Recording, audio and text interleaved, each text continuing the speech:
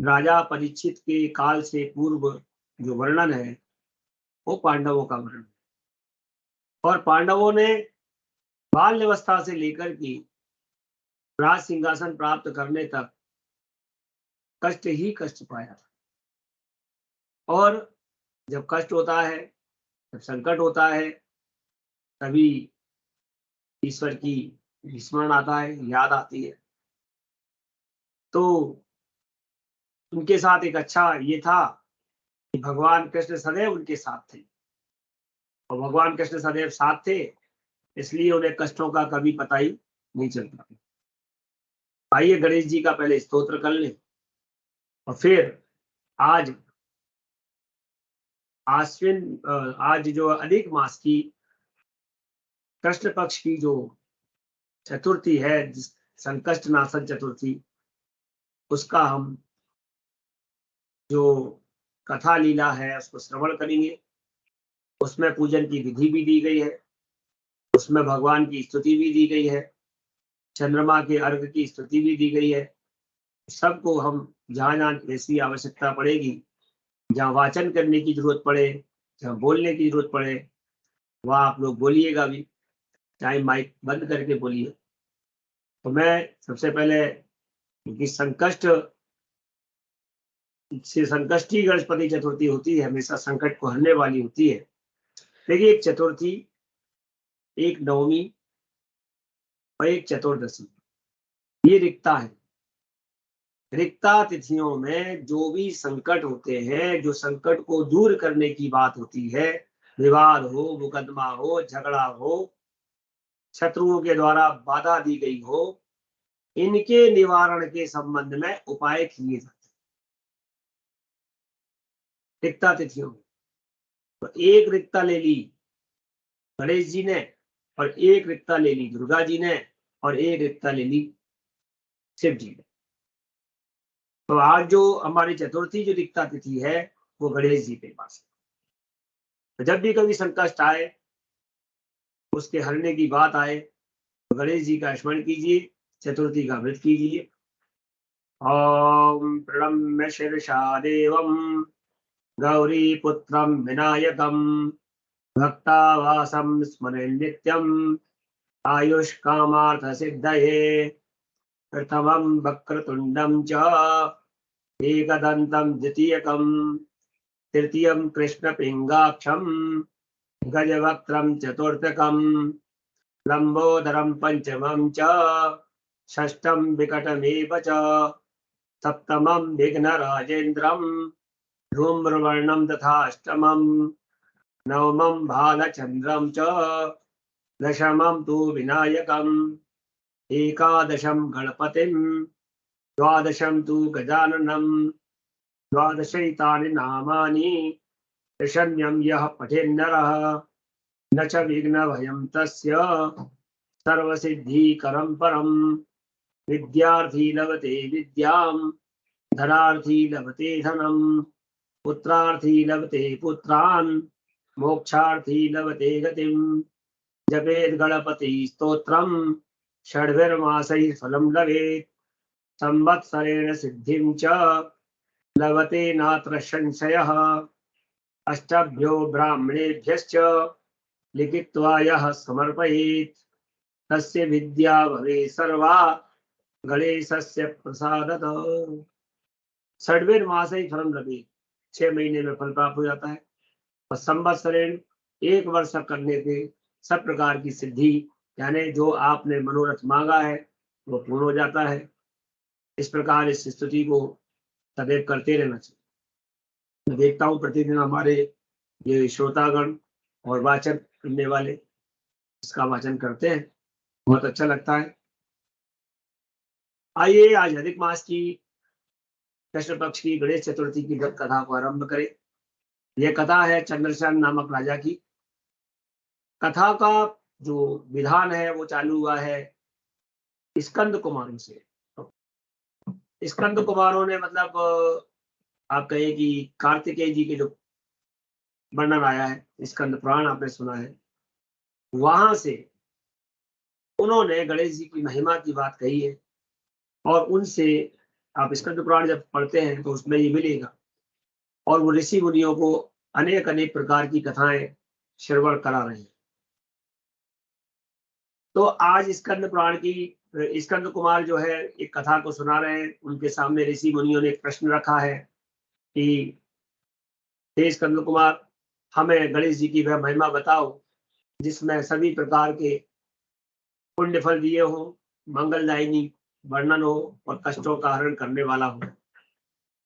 तो आज स्कंद कुमार कहते हैं कि हे ऋषियों, पुराण में वर्णित उस कथा को मैं आज आपके सामने वर्णन करता हूँ जो बहुत मंगलदायिनी है। गणेश जी के इस व्रत के महत्व का इस प्रकार जो वर्णन है वो कहाँ से प्रारंभ होता है। वो कहते हैं कि एक समय जब पांडु पुत्र वनवास में गए थे, माइक बंद कर ले प्लीज। जब पांडु पुत्र वनवास में गए थे और सब प्रकार की धर्मपरायण मतलब धर्म की उसमें रहते थे और भगवान कृष्ण की उपासना करते थे। लेकिन एक समय की बात है, व्यास जी महाराज भ्रमण करते हुए जहां पर ये पांडव निवास कर रहे थे उनकी कुटिया पर पहुंच गए। तभी पांडव बड़े प्रसन्न हुए और व्यास जी के सामने करबद्ध हाथ जोड़ करके खड़े हो गए और कहने लगे कि हे ऋषिवर, आपके दर्शन से हम लोग धन्य हो गए हैं। हमारी ये कुटिया पुनीत हो गई है। आज हमारा जीवन धन्य हो गया है। आज हमारा सब कुछ सफल हो गया है क्योंकि आपका दर्शन संपूर्ण कष्टों का निवारण करने वाला है। क्योंकि व्यास जी का दर्शन इसलिए संपूर्ण कष्टों का निवारण करने वाला है कि अष्टादश पुराणेश जितने भी पुराण आदि की रचना की है और कष्टों से निवृत्ति की बात कही है तो व्यास जी ने ही कही। वेदों की रचना, वेदों का व्याख्या करना, पुराणों की व्याख्या करना, ये सब व्यास जी के लिए ही संभव था। तो व्यास साक्षात भगवान का अवतार है। अतः पांडव लोग वहां पर खड़े होकर के उनका स्वागत करने लगे और कहने लगे कि भले ही हम राज्य से विहीन हो गए लेकिन आज हमें आपका धन जो दर्शन हुआ है उससे हम बड़े धन्यवाद मान रहे हैं। ऐसा कहकर पांचों पांडव पुत्र युधिष्ठिर, भीमसेन, अर्जुन, नकुल, सहदेव सब उनके सामने प्रणाम करके खड़े हो। हमारे यहाँ कोई भी जब देवता आते हैं तो सबसे पहले उनको उनके पैर धोए जाते हैं। उन्होंने उनका पैर धोए, पाद्य दिया, अर्घ उनको दिया, आचमन दिया और आसन दिया और आसन पर विराजित किया। द्रौपदी ने हाथ जोड़ करके उनसे प्रार्थना प्रारंभ की क्योंकि सबसे ज्यादा जो कष्ट था वो द्रौपदी को था। और इसलिए द्रौपदी के मन में जो जिज्ञासा थी उसने व्यास जी से कहा कि हे राम व्यास जी महाराज, हे मुनिवर, मैं राजरानी होकर के भी दुर्योधन की इस भारी सभा में केश पकड़कर अपमानित हुई और वनवासिनी बनाई गई। ये इसका क्या कारण है? और चलो जो भी कारण है, लेकिन अब मैं ऐसा क्या उपाय करूं जिससे हमारे सभी इन संकटों का शमन हो, क्लेशों का शमन हो, हमारे शत्रुओं की पराजय हो। इस प्रकार युधिष्ठिर द्रौपदी के संकट नाशन उपाय पूछने पर सर्वज्ञ व्यास जी ने कृपा पूर्वक उन्हें व्यास जी ने उपाय बताया। व्यास जी कहने लगे, हे युधिष्ठिर, इस संपूर्ण विश्व में आपके जैसा कोई दूसरा धर्मात्मा नहीं है। मैं आपके इस व्रत का वर्णन करूंगा जिससे आपके समस्त दुखों और कष्टों का निवारण हो जाए। यह व्रत बहुत शुभदायक है, पुण्य फलदायक है, दिव्य है और पृथ्वी पर संपूर्ण मनोरथों को पूर्ण करने वाला है। इस व्रत के करने से, जैसा कि अभी स्तोत्र में हम पढ़ रहे थे, विद्यार्थी लभते विद्याम, धनार्थी लभते धनम, पुत्रार्थी लभते पुत्रान, मोक्षार्थी लभते गति। तो सभी प्रकार की प्राप्ति इससे होती है। विद्यार्थी को विद्या मिलती है, धनार्थी को धन मिलता है, पुत्रार्थी को पुत्र मिलता है मोक्ष प्राप्ति वाले को मोक्ष मिलता है। कन्या का यदि विवाह नहीं हो रहा है तो उसे उत्तम वर मिलता है। युधिष्ठिर, मैं आपको प्राचीन काल का वर्णन बताता हूं, आप उसे ध्यान पूर्वक सुनिए। सतयुग की बात है। सतयुग में एक चंद्रसेन नाम के एक राजा थे और वे अपने रानी के साथ गुरु दीक्षा लेकर के परिवार के साथ, अपने स्वजनों के साथ, कुटुंबजनियों के साथ, पुत्र पौत्रों के साथ आनंद पूर्वक निवास करते थे। सौभाग्य से उनकी जो रानी जो थी वो भी बहुत गुणवती थी और पतिव्रता थी। हे राजन, उसका नाम रत्नावली था। वह पतिव्रत का धर्म पालन करती थी। स्कंद कुमार जी कहते हैं, हे मुनिवर, अब वहां पर स्कंद कुमार जी मुनिवर को सुना रहे हैं, तो यहाँ पर व्यास जी युधिष्ठिर को सुना रहे और मैं आपको सुना। हे मुनिवर हो, राजा और रानी में परस्पर प्रगाढ़ प्रेम था। एक समय देवयुग से शत्रुओं ने राजा के ऊपर आक्रमण कर दिया और राजा का संपूर्ण राज्य छीन लिया। शत्रुओं ने राजा के कूश पर भी अधिकार जमा लिया, उसकी सेना को भी अपने कब्जे में ले लिया और धीरे धीरे राजा का भाई, बंधु, धन आदि राज्य सब छूट गया। राजा राज्य से भ्रष्ट हो गया। राजा चंद्रसेन राज्य से भ्रष्ट हो गया और अपनी पत्नी रानी लीलावती रत्नावली को लेकर के वन में चला गया। एक ही वस्त्र जो पहने हुए थे, उन्हीं में दोनों दंपत्ति मन मन भटक रहे थे, भूख और प्यास से विकल हो रहे थे। हे युधिष्ठिर, रानी रत्नावली के साथ अकेले राजा वन में थे। प्यास और भूख से पीड़ित होकर वन वन चलते रहे और ऐसा चलते चलते सूर्यास्त हो गया। उस भयंकर वन में जहां पर शेर, बाघ, चकवा, बगुला, कोयल, सारस अनेक जीव रहते हैं, चलते चलते अचानक रानी के पैर में कांटा चुभ गया। ऐसा देख करके राजा और ज्यादा दुखी हुए कि न जाने कौन सा हमारा संकट है जिसका यहाँ पर उद्भव हुआ है, जो प्रकट हुआ है। मन में बड़े दुखी हो रहे थे। रात्रि विश्राम वहीं हो गया। राजा घूमते घूमते जब प्रातः काल हुआ है तो उन्होंने प्रातः काल क्या देखा कि कुछ दूरी पर एक ऋषि बैठे हुए हैं और उन ऋषि का नाम है मार्कंडेय ऋषि। चूंकि राजा पहले से बहुत ज्यादा थके हुए थे, पत्नी के पैरों में कांटा लग गया था, रानी के पैरों में, तो वो धीरे धीरे ऋषि के पास पहुंचे, मार्कंडेय ऋषि के पास पहुंचे। उन पति पत्नी ने, राजा रानी ने, दोनों ने मार्कंडेय ऋषि को दंडवत किया, प्रणाम किया। वहां विराजमान तपस्वी जितेंद्रिय मुनि मार्कंडेय जी जो थे, उनको हाथ जोड़ करके राजा ने प्रार्थना की। राजा ने पूछा, हे राज ऋषि, मैं आपसे अपने संकष्ट की निवृत्ति के लिए आपसे एक प्रश्न करना चाहता हूं। उन्होंने कहा कि पूछो।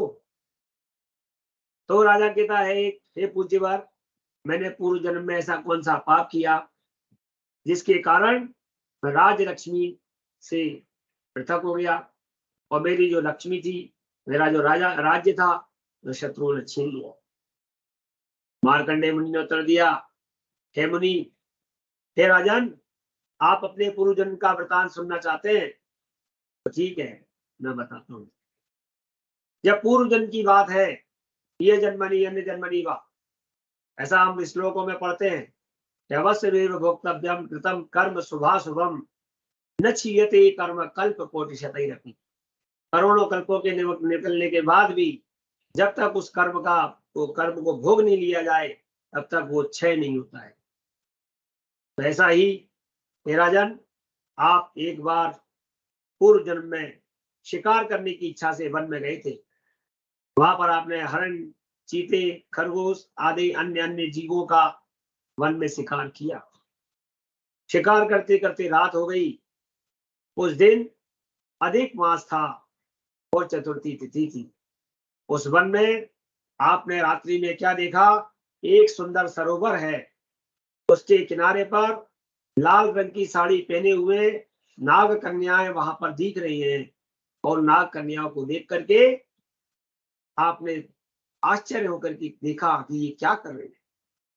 तो पता चला आपको कि वह गणेश जी की पूजा कर रही थी। यह सब देखकर आपको बड़ा आश्चर्य हुआ है। हे राजन, उस समय आपने वहां पहुंचकर बड़ी नम्रता पूर्वक उन स्वर्गगामिनी देवियों से, नाग कन्याओं से पूछा, आप यह क्या कर रही हैं? नाग कन्याओं ने कहा, हम आज अधिक मास की गणेश चतुर्थी है, संकष्ट नाशन गणेश चतुर्थी है, तो गणेश जी की पूजा कर रही है। इससे सभी प्रकार की संकष्ट बाधाएं दूर होती हैं। तब राजन, आपने उन नाग कन्याओं से कहा कि हे देवियों, इस व्रत के वृतांत को हमसे भी कहो, हम भी इनका पूजन करना चाहते हैं, हम भी बहुत संकट में हैं। नाग कन्या ने उत्तर दिया, हे राजन, आप भी यदि गणेश जी की पूजा करना चाहते हैं तो कर लीजिए। इससे संपूर्ण सिद्धियां प्राप्त होती हैं। नित्य ही शांति, पुष्टि, सुख, संतान और धन की वृद्धि होती है। राजा ने पूछा, हे देवियों, गणेश जी की पूजा किस महीने में, किस तिथि में करना चाहिए, किस वस्तु का दान करना चाहिए, पूजन की विधि क्या है, आप हमें समस्त बताइए। नाग कन्या ने उत्तर दिया, हे राजाधिराज, अधिक मास के कृष्ण पक्ष की चतुर्थी के दिन की बात हम कर रहे हैं। चंद्रोदय होने पर विधि पूर्वक विघ्न विनाशक गणेश जी की पूजा करनी चाहिए। अपनी सामर्थ्य के अनुसार जो भी आपके पास पत्रम, पुष्पम, फलम, जो भी सामर्थ्य है उसके अनुसार भक्तिभाव से पूजन करना, गणेश जी का ध्यान करना, गणेश जी की मूर्ति बना करके उनको, या बनी हुई मूर्ति है जो भी, उनका ध्यान करना, जल से स्नान कराना, पंचामृत से स्नान कराना, शुद्ध जल से स्नान कराना, वस्त्र चढ़ाना, जनेऊ यज्ञोपवीत चढ़ाना, लाल चंदन, लाल पुष्प अर्पण करना, दूर्वा अर्पण करना, धूप, दीप, नैवेद्य, सुगंधित द्रव्य और घी और गुड़, चीनी आदि से बने हुए 15 लड्डू का प्रसाद, 15 लड्डुओं का भोग लगाइए। 5 लड्डू गणेश जी को अर्पण कीजिए, 5 लड्डू ब्राह्मणों में दान कीजिए, शेष 5 कन्याओं में वितरण कीजिए, और जो भगवान को अर्पण किया है उसे प्रसाद में स्वयं स्वीकार कीजिए। गणेश जी की प्रसन्नता के निमित्त समस्त सामग्री गणेश जी को अर्पित करके जो भगवान गणेश जी की लीलाएं हैं उनको सुनिए और गणेश जी का भजन कीजिए। ओम गंगणपतये नमः, सिद्धि विनायक नमो नमः। ओम गंगणपतये नमः, विघ्न विनायक नमो नमः। इस प्रकार के गणेश जी के अनेक अनेक मंत्र हैं, उनका आप कीर्तन कीजिए। गणेश जी के पूजन की यही विधि है। नाग कन्याओं की बातें सुनकर राजा ने उनको बार बार प्रणाम किया, और इस प्रकार राजा ने वहां गणेश जी के व्रत का मन में संकल्प करके सरोवर के तट पर जाकर गणेश जी का ध्यान किया, पूजन किया और वहां से चले। इसके प्रभाव से, हे राजन, मार्कंडेय जी कह रहे हैं, हे राजन, इसके प्रभाव से गणेश जी आप पर प्रसन्न हुए थे और आपको पुत्र, स्त्री, धन, धान्य आदि से पूर्ण कर दिया। आपके महल में रत्नों के हार, स्वर्ण, गऊ, हाथी, घोड़े किसी का भी अभाव नहीं था। परंतु प्रभुता पाए खाए मद नाही, आप इसमें प्रभुत्व संपन्न संपलशाली हो गए थे, धन में गर्वित हो गए थे, धन का गर्व और मद आपको इतना आ गया था कि आप व्रत करना भूल गए। इसके अनंतर कुछ समय पश्चात आप मृत्यु को प्राप्त हुए। राजन, उस जन्म में जो पूजन किया था उसके प्रभाव से पुनः आपको राज आसन प्राप्त हुआ, राजवंश में जन्म हुआ, और सुहृदय व्यक्ति, अच्छे लोग मिले, अच्छे मित्र मिले, सुंदर नारी मिली, सुंदर शरीर मिला। लेकिन जो धन में के मद में आकर के आपने व्रत करना छोड़ दिया था, जिसके कारण आपकी यह दुर्गति हुई। मार्कंडेय ऋषि से ऐसा जान करके राजा ने पूछा, हे ब्राह्मण, अब मैं क्या करूं? ऐसा कौन सा काम करूं जिससे वर्तमान संकट से मेरी मुक्ति में हो जाए? तो जिस उपाय के करने से हमारे विघ्नों और क्लेशों का नाश हो और मुझे शांति प्राप्त हो, हे मार्कंडे ऋषि मुझे बताइए। मार्कंडे मुनि ने कहा, हे महाराज, जो पूर्वोक्त रीति से आपने गणेश जी की पूजा की थी और संकट नाशन चतुर्थी के व्रत को किया था, उसे पुनः कीजिए। इससे गणेश जी प्रसन्न होंगे, आपको पुनः राज्य वैभव प्राप्त होगा। इसलिए संपूर्ण कष्टों के शमनार्थ आप स्वयं गणेश जी की पूजा कीजिए। व्यास जी कहते हैं कि मार्कंडेय जी की बात सुनकर के राजा ने मार्कंडेय ऋषि को प्रणाम किया और अपने भवन को चले। रानी के साथ राजा ने भक्ति पूर्वक विधि विधान से व्रत किया। व्रत के प्रभाव से राजा पुनः पदासीन हुए, उसके शत्रुओं का नाश हुआ, उन्हें खोया हुआ राज्य पुनः प्राप्त हो गया। गणेश जी की पूजा करने से सभी वस्तुएं सुलभ हो जाती है, सभी कार्यों में सफलता मिल जाती है। इधर स्कंद कुमार जी कहते हैं कि व्यास जी के वचन को सुनकर महाराज युधिष्ठिर ने भी हाथ जोड़कर उनसे फिर पूछा। युधिष्ठिर ने कहा कि हे कष्टों को दूर करने वाले महर्षि व्यास जी महाराज, इस चतुर्थी के व्रत की विधि हमें भी बताइए। किस नाम से, किस मास में, किस प्रकार गणेश जी की पूजा करनी? तब व्यास जी ने कहा, हे राजन, अधिक मास की चतुर्थी में जो गणेश जी का नाम है उनका नाम है गणेश्वर, तो गणेश्वर के नाम से उनकी पूजा करना। पूजन की विधि जो षोडश उपचार अभी बताई गई है, पहले भगवान गणेश जी का आह्वान करो, जल से स्नान कराओ, पंचामृत से स्नान कराओ, फिर से जल से स्नान कराओ, 2 वस्त्र अर्पण करो, जनेऊ अर्पण करो, लाल चंदन, चावल, लाल पुष्प, धूप, दीप, नैवेद्य, प्रसाद आदि भगवान को अर्पण करो, दूबा अर्पण करो और उनके जो नाम है उनका स्मरण करो।